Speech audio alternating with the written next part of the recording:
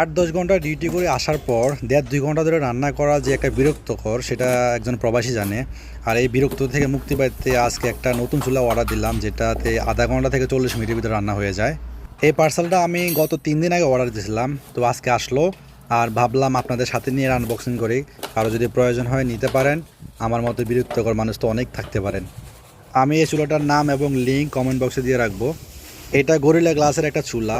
এটাতে 9টা পিতলের নজেল আছে, যেটা অ্যালুমিনিয়ামের সাথে সংযুক্ত, যার কারণে মরিচা পড়ার সম্ভাবনা নাই। আর পিছনটা তো দেখতে পারছেন, 2টা ডাম্বালও আছে। এটাতে এই ধরনের একটা ব্যাটারি ব্যবহার করতে হয় স্পার্কের জন্য। এটার সেট আপ সিস্টেম অন্যান্য চুলার মতোই, কোনো ভেজাল নাই। আর আমি যদি এটা এখন ট্রাই করি, তাহলে দেখতে পাচ্ছেন যে 9টা নজল দিয়ে কতটা হাই পাওয়ার আগুন বের হচ্ছে। তো এটা চিন্তা করার কারণই নাই যে রান্না করতে দেরি হবে। শেয়ার করে দিয়েন যেন আপনার প্যান লিস্টে কেউ এটা নিতে পারে। আর ফলো করবেন আমার নতুন নতুন জিনিস।